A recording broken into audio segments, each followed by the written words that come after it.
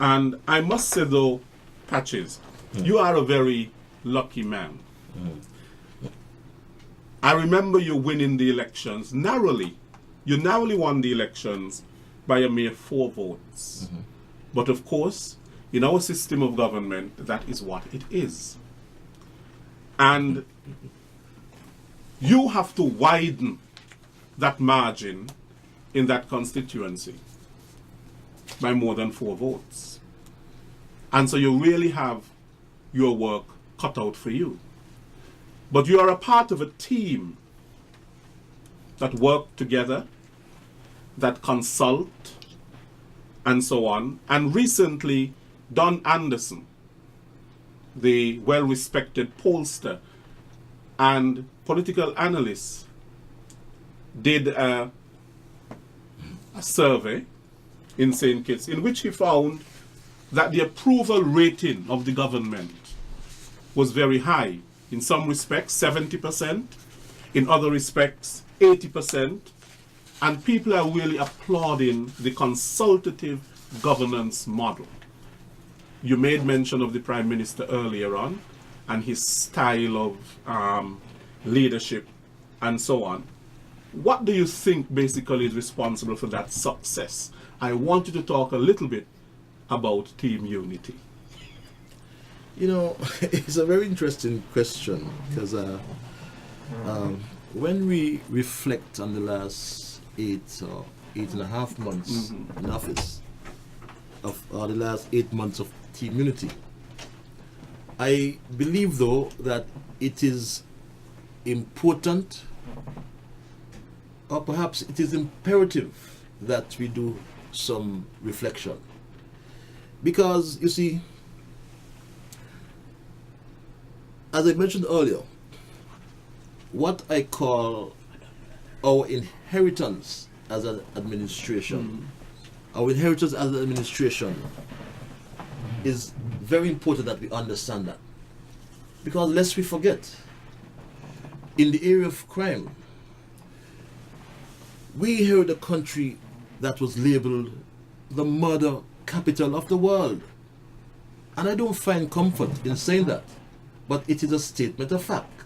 This is what we inherited. Now, that is the country that the Denzel Douglas Labour Party NRP administration left us. I mean, over 200 murders under that administration, which moved from about 3 in 1993, 1994, right, to 35 in the 2000s. And this is what we inherited. What have we done?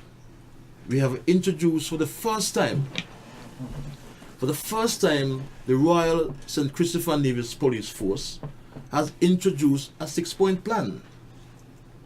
Is it working? Time will tell, but I am positive it will work. We inherited a country with a crumbling public infrastructure, public buildings in a state of disrepair.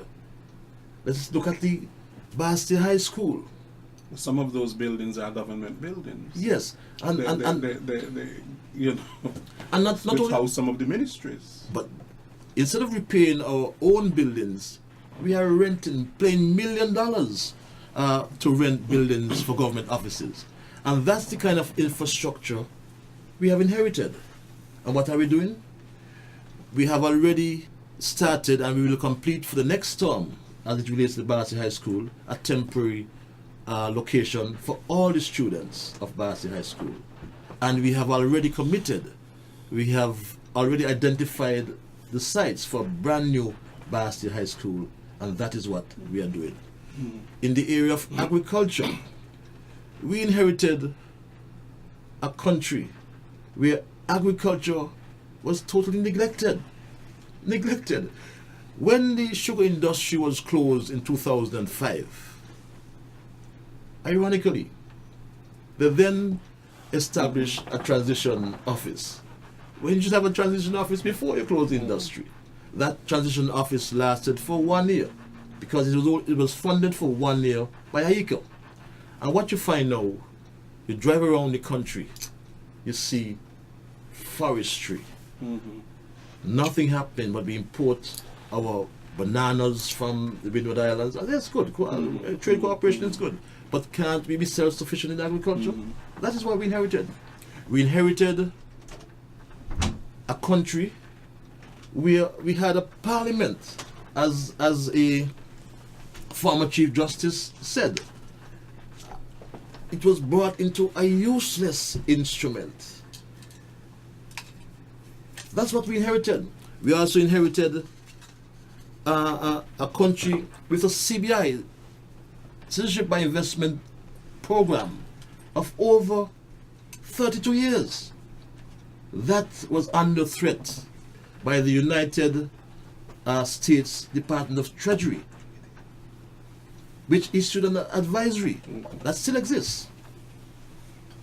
Under threat because of the illicit actors that were in this program. We also inherited a situation where after so many years, such good cooperation with the Canadian government, our visa free access was lifted. This is what we inherited. And we inherited a country where people couldn't afford to pay electricity bills, which you alluded to earlier. So this is what brought Team Unity into office. And in the area of good governance, we have had the first reading of the term limits for the Prime Minister. I understand that our adversaries would oppose it, but that's what tells you of the leadership of Dr. Harris. He doesn't want to be in office forever. We don't want that. And down the road, I'm sure we're going to do much more in terms of the governance bills, or IPL bills and things like that. So I am not surprised when this poll would reflect that support for Team Unity. I'm not surprised at all, because I have been on the ground. No matter what you hear or you see here on the radio or you see on the social media, the idea is to be underground and touch people's flesh. They tell you what it is. The ordinary man on George Street, down Picayune Street, up at Taylor's and elsewhere, they know what's happening, and they will decide where we go. So I am not surprised at all by the poll, and I believe that in time you will see our prosperity, not I believe, I know in time our prosperity agenda will roll out, and roll out even faster. We've seen the Fresh Start program that's providing assistance, financial assistance for small business people. We in East Bastia, for example, we inherited a situation where the fallopian tube of commerce, as my good friend Africa would say, was literally shut down, a ghost town. A few people on that road have benefited or will benefit from this Fresh Start program, and we will revive the commerce in George Street and throughout the country period. So again, people are going to see for themselves that in 8 months we couldn't implement all the things we are committed to. That's unrealistic.